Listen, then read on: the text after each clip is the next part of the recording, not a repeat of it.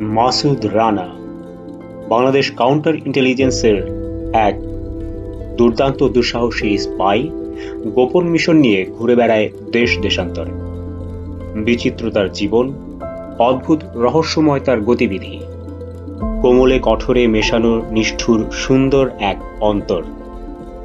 একা টানে সবাইকে, কিন্তু বাঁধনে জড়ায় না। কোথাও অন্যায় অবিচার অত্যাচার দেখলে রুখে দাঁড়ায়।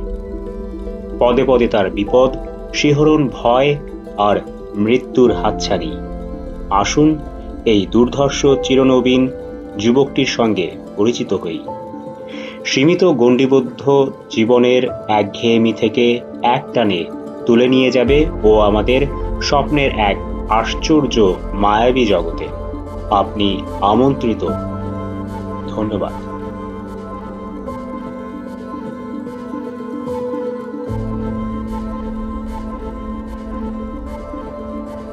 মাসুদ রানা সিরিজের কুহেলি রাত।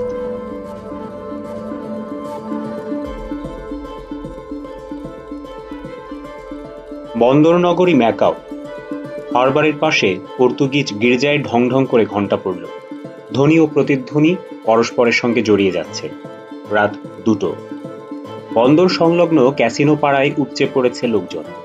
রাস্তায় রাস্তায় ঝকঝকে দামি গাড়ির প্রদর্শনী শুরু হয়েছে যেন। আলোকসজ্জায় টোকিও আর লাস ভেগাসের খ্যাতি বিশ্বজোড়া। তেমন নাম শোনা না গেলেও প্রতিযোগিতায় ম্যাকাও খুব একটা পিছিয়ে নেই। পকেটে মাস্টার কার্ড, প্রয়োজনে 5 কোটি টাকা ক্যাশ করতে পারবে। জেমস হার্ডির 7 স্টার ক্যাসিনো থেকে বেরিয়ে এলো মাসুদ রানা। দক্ষিণ চীন সাগরের তাজা ও ঠান্ডা বাতাস প্রাণ জুড়িয়ে দিল। কালো লেদার জ্যাকেটের সবগুলো বোতাম খুলে চারদিকে চোখ বুলালো ও। রানা ম্যাকাওয়ে এসেছে হেরোইন কেনার জন্য। 7 স্টার ক্যাসিনো 7 তলা বিল্ডিং, এক পাশে পার্কিং লট, আরেক পাশে ট্যাক্সি স্ট্যান্ড। পার্কিং লটে মার্সিডিজ 5-এরই বেশি, রোলস রয়েসও আছে। চওড়া রাস্তা, দুপাশের প্রতিটি বহুতল দালান রং বেরঙের নিয়ন সাইনে প্রায় মোড়া। এটা Chiang Phua Chiang avenue. Casino, night club, রেস্তোরাঁ, bar, beauty parlour, hotel, motel, massage parlour ছাড়া অন্য কোনো ব্যবসা প্রতিষ্ঠান এখানে খুঁজে পাওয়া যাবে না। নিয়ন সাইনগুলো ঘন ঘন জ্বলছে নিভছে। Topless show, top and bottomless nudist club, sex বাজার, casino plus sex shop, live sex, sex all the way. Chiang Phua Chiang অ্যাভিনিউয়ে সেক্স সবচেয়ে বেশি বিকোয়, আর বিকোয় দুনিয়ার সবচেয়ে দামি মদ। পকেটে টাকা থাকলে ভাগ্য পরীক্ষা করতে পারে যে কেউ। এক রাত জুয়া খেলে কোটিপতি বা ভিখারি বনে যাওয়া নিত্যদিনের ঘটনা এখানে। একটা বাঘ ঘুরে ফুটপাত ধরে অলস পায়ে হাঁটছে রানা। রেন্টে কারের থেকে নেয়া মার্সিডিজটা 1 মাইল দূরে রেখে এসেছে। এদিকের রাস্তায় পথিক প্রায় নেই বললেই চলে। তবে দামি গাড়ি আর ট্যাক্সির ছুটোছুটি বন্ধ হয়নি। 200 গজ সামনে আরো একটা চৌরাস্তা। 6 জন পুলিশ দাঁড়িয়ে আছে সেখানে, পরনে সদ্য ভাঁজ ভাঙা সবুজ ইউনিফর্ম। প্রত্যেকের কোমরে হোলস্টার, ভেতরে ভারী পিস্তল। এরা গ্রিন ব্রিগেডের সদস্য। গ্রিন ব্রিগেড বেসরকারি পুলিশ। সবাই তারা চীনা এবং অত্যন্ত ভদ্র ও বিনয়ী। ট্যুরিস্টদের নিরাপত্তার দিকে বিশেষভাবে খেয়াল রাখে ওরা। দেখতে পেলেই ছুটে আসে, হাসি মুখে জানতে চায় কোনো সাহায্য দরকার কিনা। ম্যাকাওয়ের আইন শৃঙ্খলা পরিস্থিতির চরম অবনতি ঘটেছিল।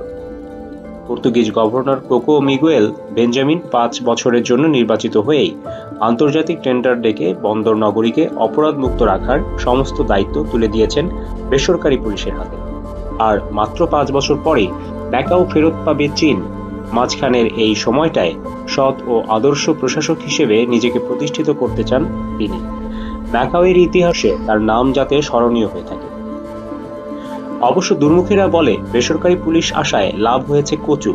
পার্থক্য শুধু এইটুকু যে আগে সিন্ডিকেটের সংখ্যা ছিল 1 ডজন, এখন ম্যাকাও ট্রায়াড একাই রাজত্ব করছে। শোনা যায় গ্রিন ব্রিগেড আর ম্যাকাও ট্রায়াডের শক্তি নাকি সমান সমান। গ্রিন ব্রিগেডের director colonel Matt Hit Irish American সাবেক সিআইএ অফিসার। হিট ঘোষণা দিয়েছেন ম্যাকাও ট্রায়াডের মাথা রেড ড্রাগন কোথায় আছে জানতে পারলে তিনি নিজে তাকে ধরতে যাবেন। আর ওদিক থেকে রেড ড্রাগন দম্ভ ভরে জানিয়ে দিয়েছে তার খোঁজ পাওয়া গ্রিন ব্রিগেডের কম্য নয়, কারণ সে নাকি একটা মরীচিকা। রানাকে দেখে ঠিকই ছুটে এলো দুজন অফিসার। একজন সবিনয়ে জিজ্ঞেস করলো, স্যারের কি ট্যাক্সি দরকার? সে থামতে না থামতে আরেকজন জানতে চাইল, স্যার কি পথ হারিয়ে ফেলেছেন? ঠিকানা বলুন প্লিজ, আমরা আপনাকে পৌঁছে দিই। ধন্যবাদ, ওদিকে আমার গাড়ি আছে বলে নিজের পথে এগোলো রানা। 3 মিনিট পর সামনে একটা বাঁক পড়ল। সেখানেও দুজন পুলিশকে দেখা গেল। এক মাতালকে নিয়ে ঝামেলায় পড়েছে। বাঁক ঘুরে 200 গজ গেলেই পড়বে পার্কিং লট। সেখান থেকে মার্সিডিজ নিয়ে নিজের হোটেলে ফিরবে রানা। কিন্তু বাঁকটা ঘোরার আগেই তীক্ষ্ণ নারী কণ্ঠের চিৎকার শুনে চমকে উঠল। চেনা নয়, পরিষ্কার ইংরেজিতে চিৎকার করে বলছে, কে আছো? আমাকে সাহায্য করো প্লিজ, ও গড, ওরা আমাকে মেরে ফেলছে। ঘাড় ফিরিয়ে পিছন দিকে তাকালো রানা। মাতাল তরুণকে তার নিশান পেট্রোলে তুলে দিতে ব্যস্ত গ্রিন ব্রিগেডের 2 সদস্য। রানার কাছ থেকে মাত্র 5 কি 6 গজ দূরে ওরা। মেয়েটার চিৎকার শুনতে না পাবার কথা নয়, অথচ কোনো প্রতিক্রিয়া নেই। এদিকে আসুন প্লিজ, শুনতে পাচ্ছেন না একটা মেয়ে বিপদে পড়েছে? পুলিশ দুজন ওর দিকে ফিরেও তাকাচ্ছে না। মুহূর্তের জন্য সিদ্ধান্তহীনতায় ভুগল রানা। তারপর ছুটে বাঘটার মুখে চলে এলো। 25 গজ দূরে নির্জন রাস্তায় 5-6 জন চীনা তরুণের সঙ্গে ধস্তাধস্তি করছে একটা মেয়ে। ফুটপাত ঘেঁষে একটা টয়োটা দাঁড়িয়ে আছে। মেয়েটাকে টেনে হিঁচড়ে সেদিকে নিয়ে যাবার চেষ্টা। ছুটে যাবার ইচ্ছেটাকে অনেক কষ্টে দমন করলো রানা। কাছাকাছি পুলিশ থাকা সত্ত্বেও একটা মেয়েকে অপদস্থ করার চেষ্টা করছে, তার মানে নিশ্চয়ই ছোকরাদের সঙ্গে অস্ত্র আছে। 5 জনের বিরুদ্ধে রুখে দাঁড়াতে হলে আগ্নেয়াস্ত্র দরকার, কিন্তু ওর সঙ্গে তা নেই। মেয়েটা নিজেকে ছাড়াবার প্রাণপণ চেষ্টা করছে। নির্জন রাস্তায় হঠাৎ রানাকে দেখতে পেয়ে তার শক্তি যেন হঠাৎ বেড়ে গেল। মরিয়া হয়ে চেঁচিয়ে বলল, প্লিজ আমাকে বাঁচান, পুলিশ ডাকুন। এত রেগে গেল রানা, গলা থেকে যেন বাঘের হুঙ্কার বেরিয়ে এলো। এই যে, এদিকে তাকান। একজন পুলিশ এরই মধ্যে নিশানের ড্রাইভিং সিটে উঠে বসেছে। তরুণ মাতালকেও তুলে দেয়া হয়েছে ব্যাক সিটে। তার পিছু নিয়ে দ্বিতীয় পুলিশ ভেতরে ঢুকছে। একটা মেয়ে বিপদে পড়েছে, অথচ আপনারা ভান করছেন কিছুই ঘটছে না। গ্রিন ব্রিগেডের হেডকোয়ার্টারে আমি অভিযোগ করব, আপনারা দায়িত্ব পালনে অবহেলা করছেন। দ্বিতীয় পুলিশ নিশানে না উঠে রানার দিকে এগিয়ে এলো। স্যার, আপনি দেখছেন না আমরা একটা কাজে ব্যস্ত হয়েছি। তাছাড়া ওরা ম্যাকাও ট্রায়াডের লোকজন, আশপাশে ওদের আরো লোক আছে। আমরা মাত্র 2 জন, ওদের বিরুদ্ধে কি করতে পারবো বলুন? তারপরে আপনিও সরে পড়ুন। শুধু শুধু কেন বিপদে জড়াবেন? ঘাড় ফিরিয়ে মেয়েটাকে দেখছে রানা। এখনো হার মানেনি সে। 5 গুন্ডার একজন মোবাইল ফোনে কার সঙ্গে যেন কথা বলছে। ঘাড় সোজা করে পুলিশকে কিছু বলতে যাবে রানা, চোখ পড়ল নিশানের ভেতর। ড্রাইভিং সিটে বসা প্রথম পুলিশের কানেও একটা মোবাইল। আমাকে আপনারা 2 জন সাহায্য করুন, আসুন অন্তত চেষ্টা করে দেখি কিছু করা যায় কিনা।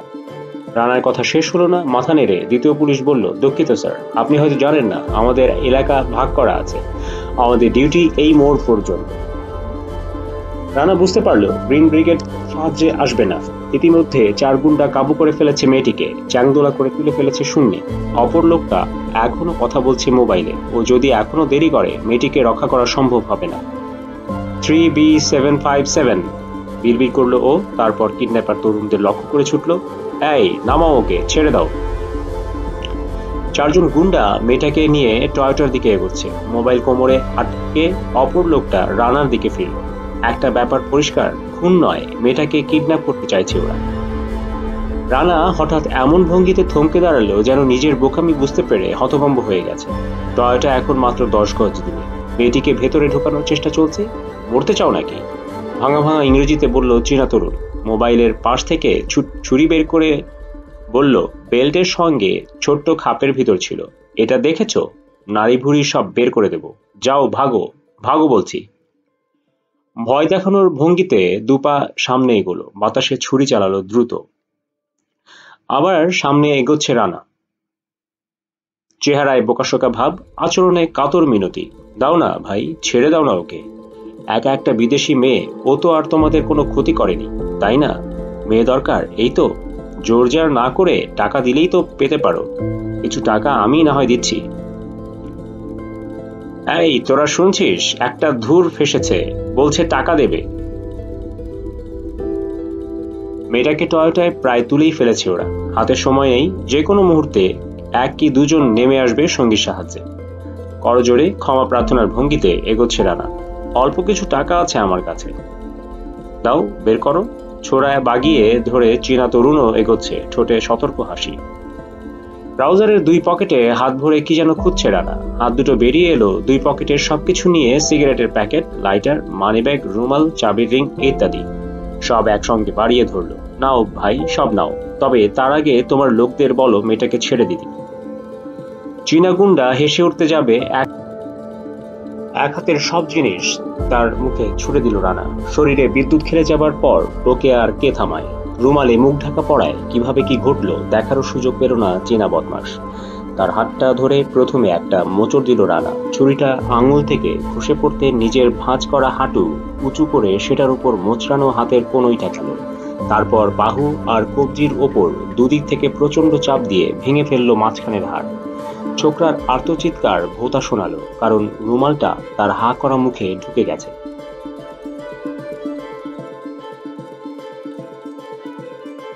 রাস্তার উপর পড়ে গড়াগড়ি খাচ্ছে সে। টয়োটা থেকে বেরিয়ে এলো তার এক সঙ্গী। গাড়ি থেকে নিচে নেমে দরজা বন্ধ করতে যাবে, পারল না। বেরিয়ে এসেছে তার একটি পা, হলুদ মাখনের মতো রং, হাঁটু পর্যন্ত অনাবৃত। এরকম সুগঠিত ও লম্বা পা খুব কমই দেখেছে রানা। দরজা বন্ধ করতে না পেরে রানার দিকে ফিরল প্রতিপক্ষ। হতাশায় ছেয়ে গেল রানার মন। শোল্ডার হোলস্টার থেকে পিস্তল বেরিয়ে এসেছে, সরাসরি রানার মাথার দিকে তাক করল। হ্যান্ডস আপ, নাকি সুরে নির্দেশ দিল তরুণ। পিস্তলের মুখে অভিনয় বা চালাকি কোনো কাজে আসবে না। ধীরে ধীরে হাত দুটো মাথার উপর তুলল রানা। তবে ও যা দেখতে পাচ্ছে তরুণ তা দেখতে পাচ্ছে না। টয়োটা থেকে বেরিয়ে আসা সুগঠিত ও শক্তিশালী পায়ে সোনালি এক পাটি জুতো। সেই জুতো দিয়ে তরুণের নিতম্বে লাথি মারল মেয়েটা। হোঁচট খেয়ে রানার দিকে এক পা এগোলো ছোকরা। পিস্তল ধরা হাতটাকে পাশ কাটিয়ে তাকে আলিঙ্গন করল রানা। অজগর যেমন শিকারকে পিষে মারে ঠিক তাই করছে ও। তবে সেই সঙ্গে ভাঁজ করা হাঁটু দিয়ে প্রচন্ড এক গুঁতো মারল ছোকরার উরুসন্ধিতে। পিষে মারার আর প্রয়োজন হলো না। জ্ঞান হারিয়ে ওর আলিঙ্গনের ভেতর নেতিয়ে পড়ল দ্বিতীয় চীনা। ছেড়ে দিতেই পড়ে গেল সে। পিস্তলটা আগেই হাত থেকে খসে ছিটকে রাস্তার পাশে নর্দমায় ডুবে গেছে। পরনে ছাইরঙা মোটা কাপড়ের স্কার্ট, গায়ে একই কাপড়ের কোট। টয়োটা থেকে শরীরটা প্রায় বের করে এনেছে মেয়েটা। ধস্তাধস্তি চলছে, ঝাঁকি খাচ্ছে গাড়ি। এই সময় স্টার্ট দিল ড্রাইভার। চিৎকার করে মেয়েটাকে গাড়ির ভেতর টেনে নেয়ার তাগাদা দিচ্ছে সঙ্গীদের। চট করে ঘাড় ফিরিয়ে পিছন দিকে একবার তাকালো রানা। বাঁকের মুখে এসে দাঁড়িয়েছে দুই পুলিশ, নিরাপদ দূরত্ব থেকে যেন তামাশা দেখছে। গাড়ি থেকে পুরোপুরি বেরোতে পারছে না মেয়েটা। দুজন তরুণ টেনে ধরে রেখেছে। তাকে পাশ কাটালো রানা। কি ঘটছে দেখার জন্য জানালা দিয়ে মুখ বের করলো ড্রাইভার। পর মুহূর্তে নাকের উপর প্রচন্ড এক ঘুষি খেয়ে পাশের খালি সিটে কাত হলো। জানালার ভেতর হাত গলিয়ে ইগনিশন কি ঘুরিয়ে স্টার্ট বন্ধ করলো রানা। হ্যাচকা টানে খুলে ফেললো ড্রাইভারের পাশের দরজা। তাকে খালি সিটে সরাবার জন্য কয়েকটা লাথি মারতে হলো। পাঁজরের হাড় ভাঙার আওয়াজ শুনে নিশ্চিত হলো তার তরফ থেকে আপাতত কোনো বিপদ আসবে না। ড্রাইভারের সিটে উল্টো হয়ে বসলো রানা। সিটে হাঁটু গেড়ে ব্যাক সিটে একজন রয়েছে, আরেকজন সিটের নিচে বসা।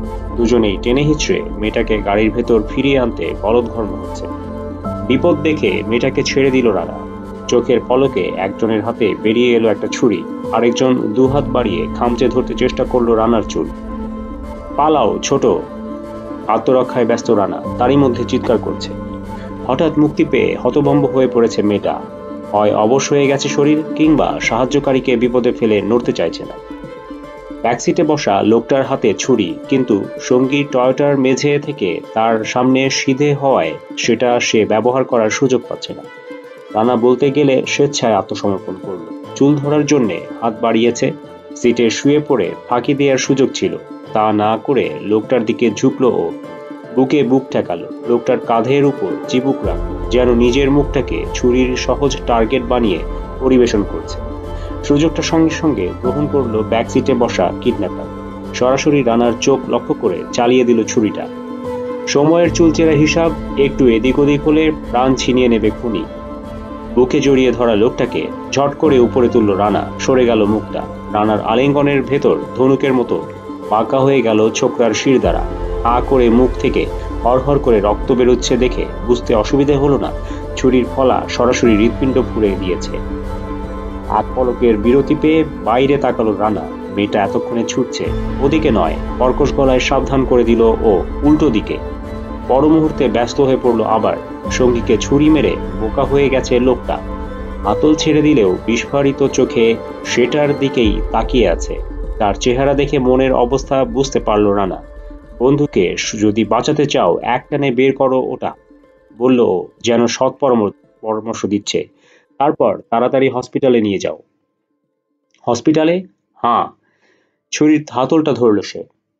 উকি দিয়ে তার কাজ দেখছে রানা। ধীরে সুস্থে লোকটার চুল ধরে টান দিল, সিটের পিঠে তুলে আনলো অর্ধেক শরীর। প্রতিরোধ শক্তি নেই বললেই চলে। নেতিয়ে আছে শয়তানটা। তার ঘাড়ের ওপর পরপর দুটো জুডো চপ মারল রানা। জ্ঞান হারিয়েছে কিনা জিজ্ঞাসা করার গরজ অনুভব করল না। টয়োটা থেকে বেরিয়ে এসে রাস্তার দুদিকে তাকালো। গাড়ি থেকে ওকে বেরোতে দেখে পুলিশ দুজন পিছন ফিরে দাঁড়ালো। ভাবটা যেন তারা কিছু দেখেনি, দেখতেও চায় না। রাস্তার আরেক দিকে 20-25 গজ দূরে দাঁড়িয়ে রয়েছে মেয়েটা। রানাকে দেখে পা বাড়ালো, তবে রানা হাত নাড়ছে দেখে স্থির হয়ে গেল। ছুটে তার কাছে চলে এলো রানা। তুমি বোকা নাকি? এখনো দাঁড়িয়ে আছো কি মনে করে? যাও, পালাও। কোথায় পালাবো? এতক্ষণে লক্ষ্য করলো রানা মেয়েটা থরথর করে কাঁপছে। কোথায় পালাবে? ঠিক আছে, এসো আমার সঙ্গে, বলে তার একটা হাত ধরে ছুটলো রানা। ছুটতে ছুটতে ঘাড় ফিরিয়ে একবার তাকালো। পুলিশ দুজনও ঘাড় ফিরিয়ে তাকিয়ে আছে ওদের দিকে। একজন মোবাইল ফোনে কথা বলছে কারোর সঙ্গে। 150 গজ সামনে পার্কিং লট। দরজার তালা খুলে মার্সিডিজে মেয়েটাকে তুললো রানা। তারপর ঘুরে এসে ড্রাইভিং সিটে বসলো। কোথায় যাবে বলো, পৌঁছে দিই। গাড়ি স্টার্ট দেওয়ার আগে ড্যাশবোর্ডের গোপন একটা কম্পার্টমেন্ট থেকে রিভলভারটা বের করে কোলের উপর রাখল। চার্লটন স্ট্রিট, বিড়বিড় করলো মেয়েটা। তাকিয়ে আছে রানার কোলের উপর পড়ে থাকা অস্ত্রটার দিকে। Hotel maple in. নির্জন পথ ধরে মার্সিডিজ ছুটছে। এতক্ষণে মেয়েটার দিকে ভালো করে তাকালো রানা। মেয়েটার রূপ গাড়ির ভেতরটাকে আলোকিত করে রেখেছে বললে অত্যুক্তি হবে না। মুখের ত্বক পাকা ডালিম, যেন টোকা দিলেই ফেটে রক্ত গড়াবে।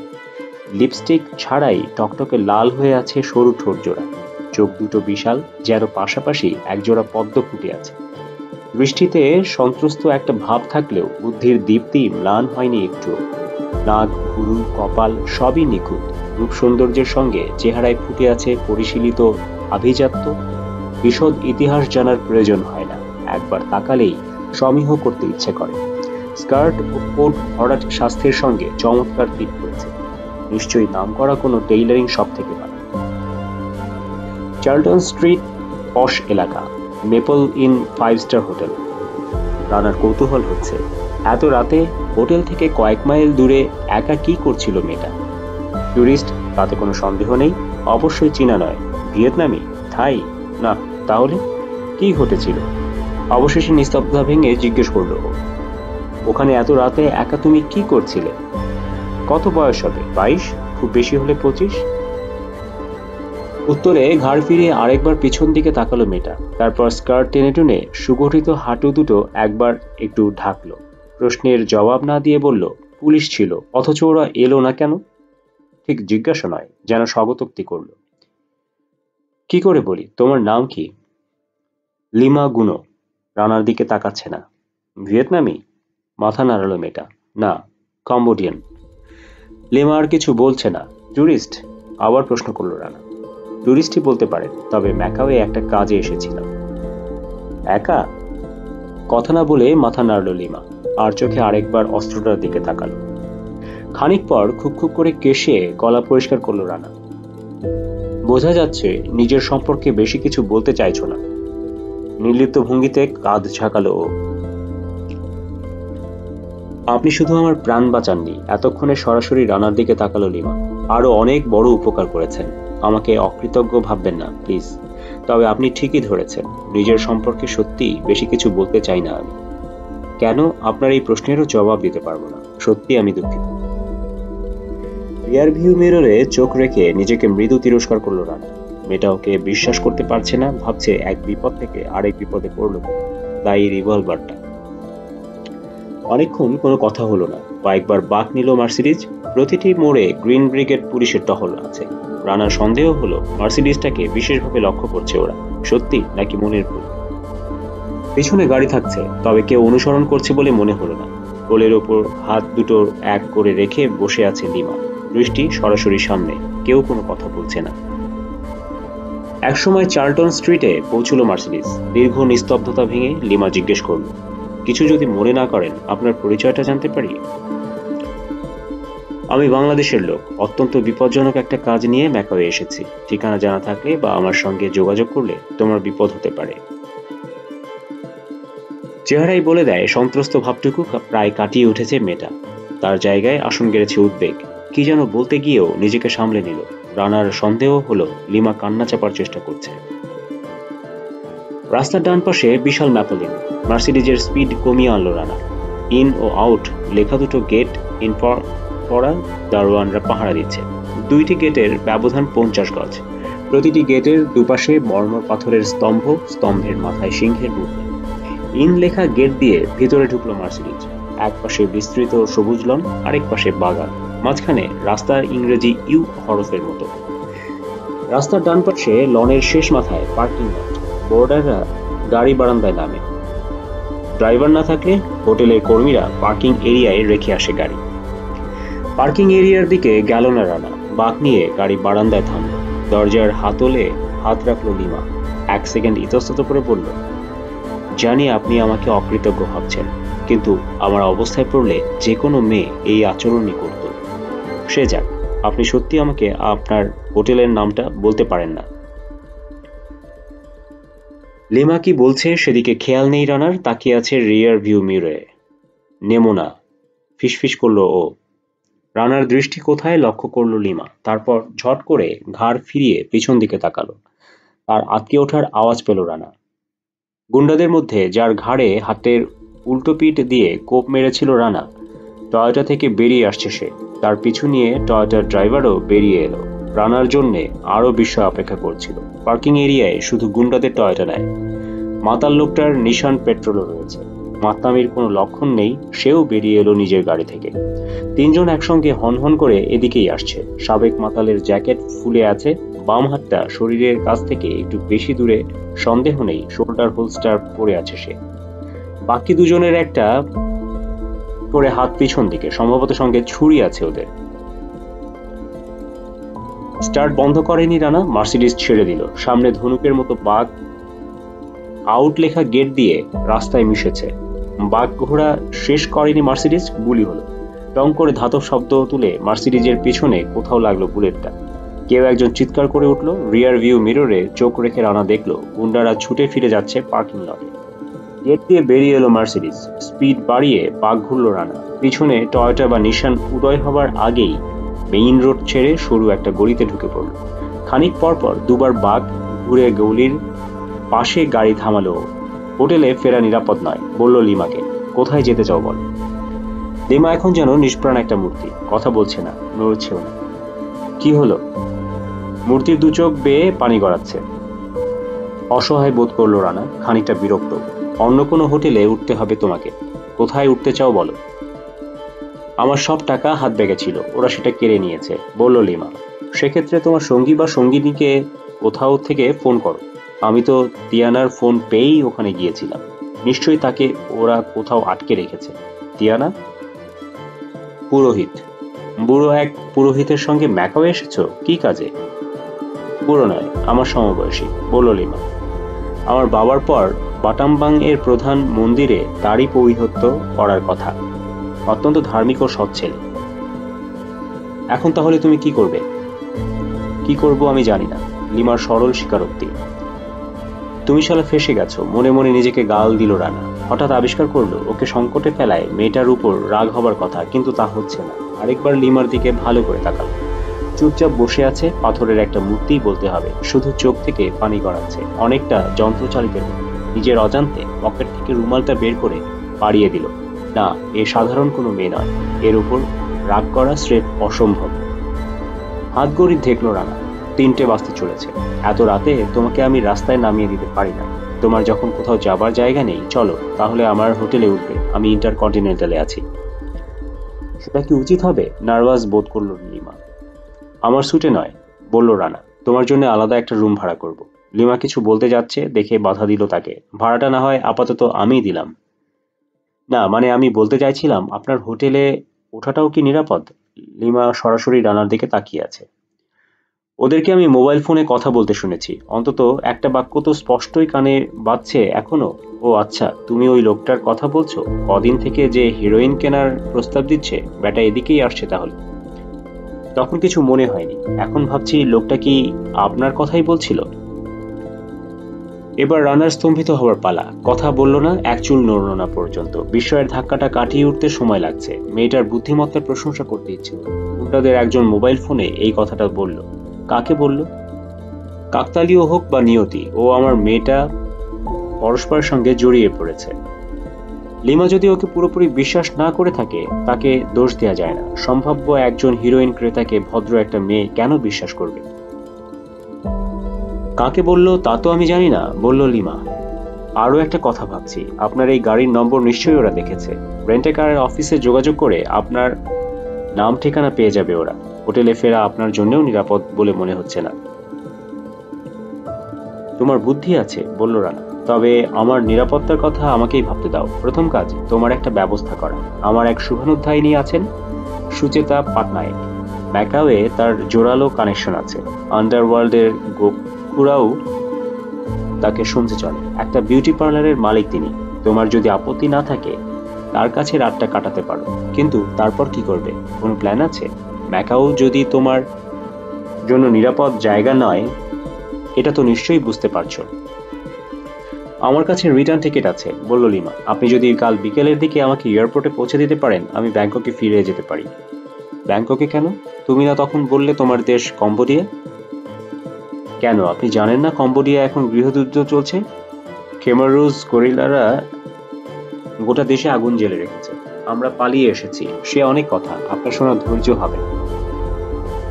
আমাকে তুমি বিশ্বাসও করতে পারছো না, বিড়বিড় করলো রানা। তারপর গাড়ি ছেড়ে দিল। আপনি হয়তো আমাকে অকৃতজ্ঞ ভাববেন, তবে কথাটা সত্যি। একটু পর বলল লিমা। সত্যি আপনাকে আমি পুরোপুরি বিশ্বাস করতে পারছি না। ম্যাকাওয়ে আপনি কি করছেন, আপনার পরিচয় কি, এসব কিছুই আমি জানি না। এমনকি নামটা পর্যন্ত আমাকে আপনি বলেননি এখনো। আমি মাসুদ রানা। ধন্যবাদ মিস্টার রানা। আপনি কি সত্যি হেরোইন কেনার জন্য ম্যাকাওয়ে এসেছেন? মিস্টার বাদ দাও, হেরোইন সে অনেক কথা, তোমার শোনার ধৈর্য হবে না। আপনিও আমাকে বিশ্বাস করতে পারছেন না, বিড়বিড় করল লিমা। কথা না বলে এক মনে গাড়ি চালাচ্ছে রানা। লিমাও কিছুক্ষণ চুপ করে থাকলো, তারপর খুব করে কেশে পরিবেশ থেকে অস্বস্তির ভাবটুকু দূর করার চেষ্টা করল। আপনাকে আমি বিশ্বাস করতে পারছি না ঠিকই, তবে একটা কথা স্বীকার না করলে অন্যায় হবে। চেহারা যদি সার্টিফিকেট হয় আর আচরণ যদি হয় ক্রেডিট কার্ড, সব মিলিয়ে আপনাকে মহৎপ্রাণ একজন সত্যিকার ভদ্রলোক বলতে হবে। তারপরও আপনাকে আমার ভয় লাগছে। সে ভয় দূর করার দায়িত্ব আপনার। রানা সাড়া দিচ্ছে না। লিমা আবার বলল, আপনাকে বিশ্বাস করতে না পারায় নিজের কাছে আমি ছোট হয়ে যাচ্ছি। অন্য প্রসঙ্গে অনেকটা স্বগতোক্তি করার মতো সুরে রানা বলল, কাল সকালে আমি গ্রিন ব্রিগেডের হেডকোয়ার্টারে ওই দুজন পুলিশের বিরুদ্ধে অভিযোগ করতে যাব। রাতটা আমাকেও মিসেস পাটনায়কের বিউটি পার্লারে কাটাতে হবে। ঠিক আছে, আপনার সব কথা আমি জানতে চাই না, শুধু স্বীকার বা অস্বীকার করুন, আপনি কি সত্যি হিরোইন কেনাবেচা করেন? কেন, জেনে কি লাভ তোমার? জবাব দিতে এক মুহূর্ত দেরি করলো লিমা। হাসবেন না, কথাটা বর্ণে বর্ণে সত্যি। আমার একজন দেবদূত দরকার, যাকে আমার বিপদের কথা খুলে বলা যায়। তোমার বুঝি সন্দেহ হচ্ছে আমি সেই দেবদূত হলেও হতে পারি? রানা নয়, লিমাই হেসে ফেলল। সত্যি সন্দেহ হচ্ছে। আশি বা জলতরঙ্গের রিনিঝিনি আওয়াজটা থেমে গেলেও তার রেশ অনেকক্ষণ লেগে থাকলো কানে। রানা জানতে চাইল, তোমার ইংরেজি খুব ভালো, কোথায় শিখেছ? ছোটবেলায় মায়ের সঙ্গে বেশ কিছুদিন ইংল্যান্ডে ছিলাম আমি, বলল লিমা। তারপর ব্যাংকক ইউনিভার্সিটি থেকে ইংরেজিতে অনার্স করেছি। ছুটিতে দেশে ফিরছিলাম। থেমে গেল সে প্রসঙ্গ বদলে ফেললো। আপনি বলুন, আপনাকে আমার সব কথা বলা যায়? দেবদূত চাইলে অন্য কোথাও খুঁজতে হবে তোমাকে, বলল রানা। আমি সাধারণ একজন বাঙালি, সরকারি কাজে ম্যাকাওয়ে এসেছি। ম্যাকাও ট্রায়াড পেনিট্রেট করতে চাই, সেই জন্যই হেরোইনের ক্রেতা সাজতে হয়েছে। হঠাৎ রানার হাতে হাত রাখল লিমা। ভুল বুঝেছি, সেই জন্য ক্ষমা চাই। তারপরই হাতটা টেনে নিল। ক্ষমা করা গেল না, কারণ তুমি কোনো অপরাধ করনি, বলল রানা। তবে তোমার গল্পটা এবার শোনা যেতে পারে। শুনলে বুঝতে পারবেন আপনি শুধু আমার প্রাণ বাঁচাননি, কয়েক লাখ কম্বোডিয়ান বাসীর পরম উপকার করেছেন। আমি ওদের হাতে পড়লে অত্যন্ত গোপনীয় একটা তথ্য ফাঁস হয়ে যেত। আমার দেশবাসী বঞ্চিত হতো কয়েক হাজার কোটি ডলারের জাতীয় সম্পদ থেকে। রানা হঠাৎ আড়ষ্ট হয়ে উঠেছে। লিমার কথায় মনোযোগ নেই। সামনে বাঁক নিতে হবে ওকে, কিন্তু গ্রিন ব্রিগেডের সবুজ রঙের একটা জিপ দাঁড়িয়ে রয়েছে বাঁকের মুখে। ওর আড়ষ্ট ভাব টের পেয়ে চুপ করে গেছে লিমা। মার্সিডিজের স্পিড না কমিয়ে নাক বরাবর সোজা যাচ্ছে রানা। বাঁক নেবে না, জিপটাকে পাশ কাটিয়ে এলো ওরা। ভেতরে ড্রাইভারের পাশে মাত্র একজন পুলিশ বসে আছে, অন্যদিকে তাকিয়ে আছে। মার্সিডিজ সম্পর্কে যেন কোনো আগ্রহই নেই। ওরা কি আমাদের জন্য অপেক্ষা করছে এখানে? জিজ্ঞেস করলো রিমা, কেঁপে গেল গলাটা। এবার ম্যাকাওয়ে এসে মিসেস পাটনায়কের সঙ্গে আমি দেখা করিনি, বলল রানা। শুধু একবার টেলিফোন করেছিলাম। আমার সঙ্গে তার পরিচয় আছে, এ কথা তো অন্তত গ্রিন ব্রিগেডের জানার কথা নয়। থ্রিলার পড়েননি? টেলিফোনে আড়ে পাতা যন্ত্র ফিট করা যায়। রানা চিন্তিত, তারপরও হেসে ফেলল। করিনি এবার। এখন তাহলে কি হবে? আরেক দিক থেকে ওই রাস্তার উল্টো প্রান্তে পৌঁছতে 8 ঘন্টার মতো লাগবে, বলল রানা। এই ফাঁকে তোমার গল্পটা শোনা যাক, হয়তো কোনো সূত্র পাওয়া যাবে। আগে আপনি আমাকে নিরাপদ কোথাও নিয়ে চলুন, তা না হলে কথাগুলো আমি গুছিয়ে বলতে পারবো না। আমার খুব ভয় করছে। তুমি বোধহয় প্রথমে আমার গল্পটা শুনতে চাইছো, বলে হেসে উঠল রানা। চট্টগ্রাম বন্দরে পরপর কয়েকটা বড় হিরোইনের চালান ধরা পড়ায় ইন্টারন্যাশনাল নার্কোটিক কন্ট্রোল কমিশনের সঙ্গে যোগাযোগ করেছে বাংলাদেশ কাউন্টার ইন্টেলিজেন্স। কমিশন দ্রুত তদন্ত চালিয়ে একটা রিপোর্ট পাঠায় বিসিআই হেডকোয়ার্টার ঢাকায়। সেই রিপোর্টেই প্রথম ম্যাকাও ট্রায়াড সম্পর্কে জানা যায়। চীনাদের যে কোনো সিক্রেট ক্রিমিনাল সোসাইটিকে ট্রায়াড বলা হয়। প্রায় সব ট্রায়াডই বেআইনি মাদক ব্যবসার সঙ্গে জড়িত। ট্রায়াড শব্দটা চীনা মাফিয়ার প্রতিশব্দ হিসেবে চালু হয়ে গেছে। ম্যাকাওয়ের প্রধান ব্যবসায়ী হলো ক্যাসিনো, অর্থাৎ জুয়া। জনসংখ্যার 2/3 এই ব্যবসার সঙ্গে জড়িত। ব্যবসাটাকে ফুলিয়ে ফাঁপিয়ে বিশাল করে তোলার কৃতিত্ব চীনাদের 1 ডজন ট্রায়াডের। তার মধ্যে সবচেয়ে কুখ্যাত ও প্রভাবশালী ছিল রেড ড্রাগন। রেড ড্রাগনের আমলে ম্যাকাও এর আইন শৃঙ্খলা পরিস্থিতির চরম অবনতি ঘটে। টাইম বোমা দিয়ে প্রতিপক্ষের ক্যাসিনো উড়িয়ে দেয়া, পাইকারি হত্যাকাণ্ড, পর্তুগিজ পুলিশ খুন ইত্যাদি ছিল নিত্যকার ঘটনা। বেসরকারি পুলিশ গ্রিন ব্রিগেডকে দায়িত্ব দেওয়ার পর পরিস্থিতির পরিবর্তন ঘটে ঠিকই, তবে সেটাকে শুভ বলার খুব একটা সুযোগ নেই। গ্রিন ব্রিগেড রেড ড্রাগন সহ প্রায় 1 ডজন ট্রায়াডকে নিশ্চিহ্ন করতে সফল হয়েছে বলে দাবি করলেও তাদের এই সাফল্য ম্লান হয়ে যায় ম্যাকাও ট্রায়াডের উত্থানে। আইএনসিসির রিপোর্টের ম্যাকাও ট্রায়াড সম্পর্কে বিচিত্র সব তথ্য দেওয়া হয়েছে। বলা হয়েছে, গ্রিন ব্রিগেড আইন শৃঙ্খলা রক্ষায় অত্যন্ত দক্ষ হওয়া সত্ত্বেও আজ পর্যন্ত তারা নতুন এই সংগঠনের লিডার বা সদস্যদের সম্পর্কে নিরেট কোনো তথ্য প্রমাণ সংগ্রহ করতে পারেনি। এই ব্যর্থতার ব্যাখ্যা দিতে গিয়ে গ্রিন ব্রিগেডের তরফ থেকে একটা অজুহাত খাড়া করা হয়েছে। ম্যাকাও ট্রায়াড এই পর্তুগিজ কলোনিতে খুন, জখম, অগ্নিসংযোগ, বোমাবাজি, অপহরণ ইত্যাদি অপরাধ প্রায় করে না বললেই চলে। সেজন্যই তাদের সম্পর্কে তথ্য সংগ্রহ করা বা কাউকে গ্রেপ্তার করা সম্ভব হচ্ছে না। কমিশনের পাঠানো রিপোর্টেও এই বক্তব্য সমর্থন পাওয়া যায়। তবে গ্রিন ব্রিগেডের একটা কৃতিত্বের দাবি অস্বীকার করা হয়েছে রিপোর্টে। গ্রিন ব্রিগেড দাবি করে রেড ড্রাগন সহ প্রায় 1 ডজন ট্রায়াডকে নিশ্চিহ্ন করে দিয়েছে তারা। আসলে কথাটা সত্যি নয়। রেড ড্রাগন সহ বাকি সব ট্রায়াড আসলে একত্রিত হয়ে গঠন করেছে ম্যাকাও ট্রায়াড। আরেকটা বিচিত্র তথ্য হলো, রেড ড্রাগন ট্রায়াডের কোনো অস্তিত্ব এখন আর ম্যাকাওয়ে না থাকলেও ম্যাকাও ট্রায়াডের লিডার নিজেকে রেড ড্রাগন বলে প্রচার করছে। রেড ড্রাগন আগে একটা সংগঠনকে বোঝাতো, এখন বোঝায় একজন ব্যক্তি। ম্যাকাও ট্রায়াডের এই লিডার সম্পর্কে গুরুত্বপূর্ণ কোনো তথ্যই পাওয়া যায়নি, শুধু জানা গেছে তার ডান হাতে রেড ড্রাগনের উল্কি আছে। ম্যাকাও ট্রায়াড কলোনিতে খুব একটা অপরাধ করে না, তাহলে তারা করেটা কি? কমিশনের রিপোর্টে বলা হয়েছে, অত্যন্ত শক্তিশালী একটা নেটওয়ার্কের মাধ্যমে গোটা দক্ষিণ পূর্ব এশিয়ার হিরোইনের ব্যবসা পরিচালনা করছে ওরা। Thailand, Cambodia, Laos, Vietnam, Pakistan, Afghanistan ও বার্মা থেকে হেরোইন আনছে ম্যাকাওয়ে। সেখান থেকে পাচার করছে বিভিন্ন দেশে। পাচারের এই কাজে রুট হিসেবে ব্যবহার করা হচ্ছে বাংলাদেশের চট্টগ্রাম বন্দরকে। হুন্ডির মাধ্যমে আগেই পৌঁছে যায় টাকা। টাকা পাওয়ার পর জাহাজে বৈধ কার্গোর ভেতর হেরোইন ভরা হয়। সেই জাহাজ চট্টগ্রামে পৌঁছায় সিঙ্গাপুর থেকে আরও কিছু বৈধ কার্গো নিয়ে। কমিশন বিসিআই কে জানিয়েছে এরই মধ্যে অগ্রিম হিসেবে 1,000 কোটি টাকা পেয়ে গেছে ম্যাকাও ট্রায়াড। কাজেই হেরোইনের চালান যতই ধরা পড়ুক, একের পর এক চট্টগ্রাম বন্দরে ওগুলো আসতেই থাকবে। মাসুদ রানা বিসিআই এর অন্যতম দুর্ধর্ষ এজেন্ট। ঢাকা থেকে অ্যাসাইনমেন্ট দিয়ে ম্যাকাওয়ে পাঠানো হয়েছে ওকে এই সমস্যার স্থায়ী একটা সমাধান বের করার জন্য। ঢাকায় ওকে ব্রিফ করে ওর ঘনিষ্ঠ বন্ধু ও বিসিআই এর অ্যাডমিনিস্ট্রেটর অপারেশনাল সোহেল আহমেদ। মেকআপের সাহায্যে নিজের চেহারা খানিকটা বদলে নিয়েছে রানা, সঙ্গে আছে ছদ্মনামের বিশ্বাসযোগ্য পরিচয়পত্র। ম্যাকাওয়ে এসেছে হেরোইনের ক্রেতা সেজে। ওর ওপর নির্দেশ আছে শুধু হেরোইনের চালান আসা বন্ধ হলে চলবে না, ম্যাকাওয়ে ট্রায়াডকে একেবারে গুড়িয়ে মাটির সঙ্গে মিশিয়ে দিতে হবে। রানার প্রশ্ন ছিল, একা তা কিভাবে সম্ভব? জবাবে বলা হয়েছে ম্যাকাও ট্রায়াড আসলে one man show, red dragon. এই রেড ড্রাগনকে খতম করতে পারলে ট্রায়াড এমনিতেই ধ্বংস হয়ে যাবে। কিন্তু ম্যাকাওয়ে আসার পর 3 দিন পার হতে চলেছে, রানা কোনো সুবিধে করতে পারেনি। সন্ধে হতে ভোর পর্যন্ত আন্ডারওয়ার্ল্ডের গলি ঘুপচিতে ঢু মেরেছে ও, ক্যাসিনোতে জুয়া খেলে প্রচুর হেরেছে, বারে বসে ঢকঢক করে মদ গিলেছে, ম্যাসাজ পার্লারেও যেতে হয়েছে। আন্ডারগ্রাউন্ডের অনেককেই চিনতে পেরেছে ও, তাদের কানে তথ্যটা ঢুকিয়ে দিতে ব্যর্থ হয়নি।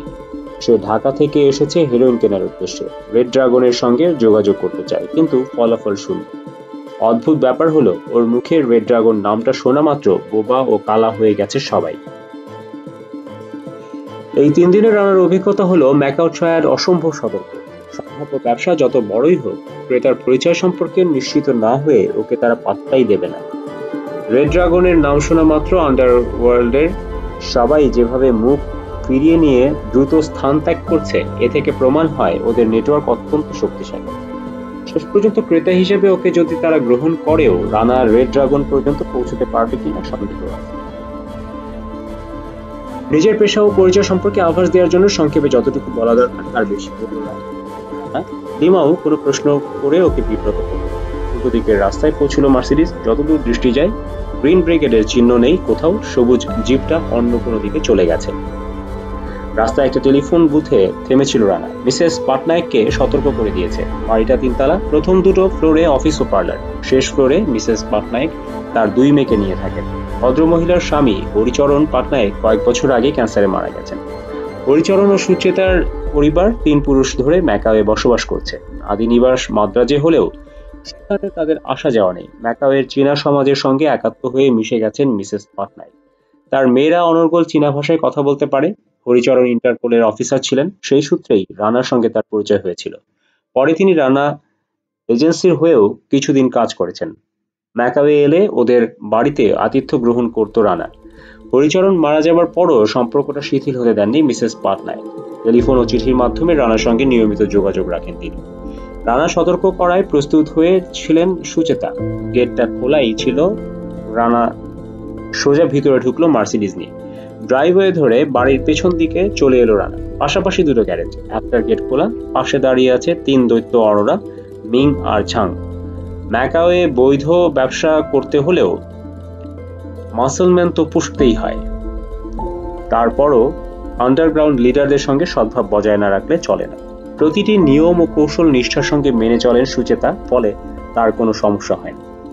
অরোরা, মিং আর ঝাংকে আপন সন্তানের মতোই স্নেহ করেন তিনি। খাবার সময় ওদেরকে নিয়ে এক টেবিলে বসেন। ওরা জানে দায়িত্ব পালন করার সময় কেউ যদি মারা যায়, ভবিষ্যতে তার পরিবার আর্থিক সংকটে পড়বে না। আর সুচেতা জানেন তার নির্দেশ ওরা 3 জন মৃত্যুর মুখে ঝাঁপিয়ে পড়তেও দ্বিধা করবে না। সরাসরি গ্যারেজে গাড়ি ঢুকালো রানা। সঙ্গে সঙ্গে পিছনে বন্ধ হয়ে গেল গেট। মার্সিডিজের দুদিক থেকে নামলো লিমা ও রানা। অরোরা এগিয়ে এসে নমস্কার করলো ওদেরকে। মিং আর ঝাং ঘন ঘন বার কয়েক মাথা নোয়ালো। মিসেস পাটনায়ক আপনাদের জন্য 3 তলায় অপেক্ষা করছেন, বলল অরোরা। পেছনের একটা দরজা খুলে একপাশে সরে দাঁড়ালো সে। আপনি তো জানেনই সিঁড়িটা কোন দিকে, সরাসরি উঠে যান স্যার। আমি গেটে পাহারায় থাকছি। অরোরা থামতেই বলল মিং, আমার সঙ্গে অরোরা থাকবে, আর ঝাং গোটা বাড়ি চক্কর দেবে। 3 তলার সিঁড়ির মাথায় একটা ছেলে আছে, নাম পিয়াং, যখন যা দরকার বললেই এনে দেবে সে। সবাইকে ধন্যবাদ বলে লিমার একটা হাত ধরে দরজার দিকে এগোলো রানা। সুচেতা পাটনায়ককে মিসেস ইন্দিরা গান্ধীর যমজ বোন বললে অনায়াসে চালিয়ে দেওয়া যায়। পার্থক্য শুধু এইটুকু যে সুচেতার গায়ের রং শ্যামলা। ওদেরকে ড্রয়িং রুমে ঢুকতে দেখে সোফা ছেড়ে দাঁড়ালেন তিনি। কয়েক পায়ে গিয়ে থমকে গেলেন, তারপর ক্ষোভ মেশানো গলায় বললেন, এ তোমার বাড়ি আর নাই রানা?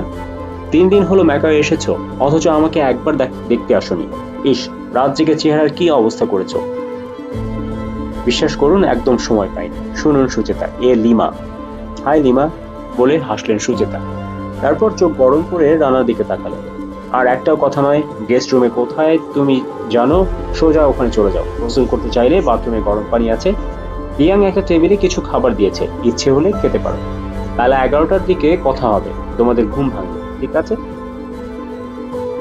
ঠিক আছে, তবে শুধু একটা কথা, বলল রানা। আমি ঠিক 9টায় বেরিয়ে যাব।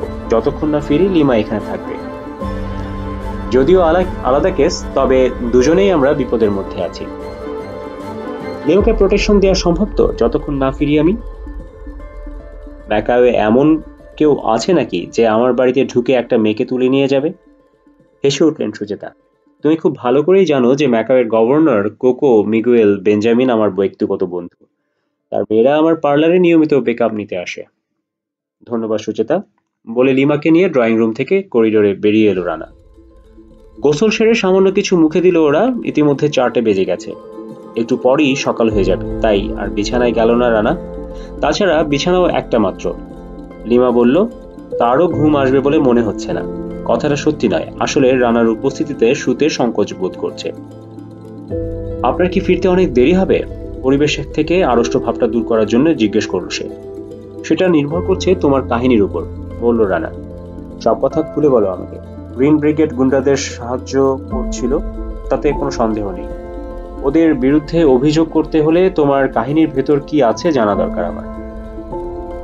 সোফার উপর পা গুটিয়ে বসে লিমা গরম একটা শাল দিয়ে শরীরটা ঢাকল। ধীরে ধীরে নরম গলায় শুরু করলো সে। সামনে একটা সোফায় বসেছে রানা, শোনার জন্য তার দিকে একটু চুপ।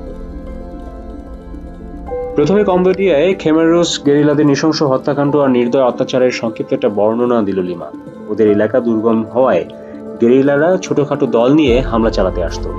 এই হামলার উদ্দেশ্য ছিল যুবক ও কিশোরদের ধরা, তারপর ট্রেনিং দিয়ে গেরিলা বানানো, মেয়েদের নিয়ে গিয়ে রেপ করা আর বাড়ি বাড়ি ঢুকে লুটপাট।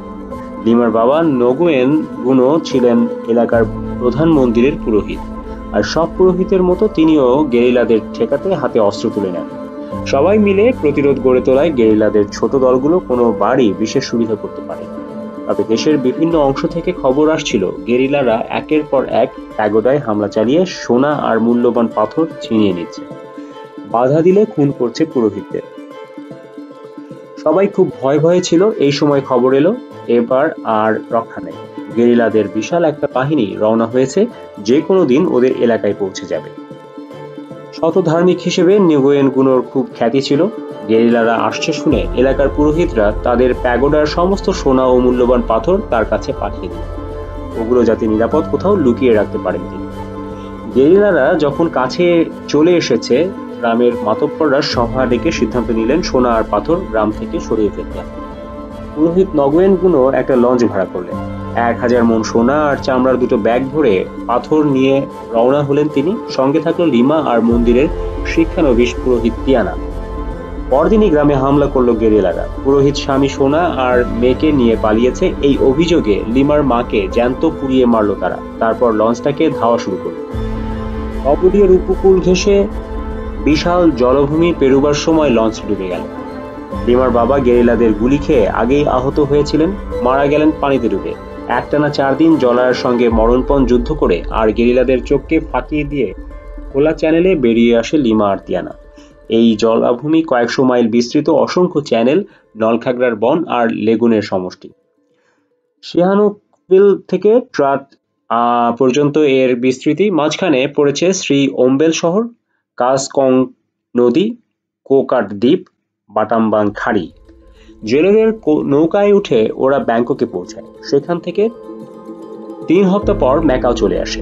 ম্যাকাওয়ে আসার কারণ, এখানে তিয়ানার পরিচিত লোকজন আছে। তবে লিমার জেদেই ম্যাকাওয়ে আসতে রাজি হয় তিয়ানা।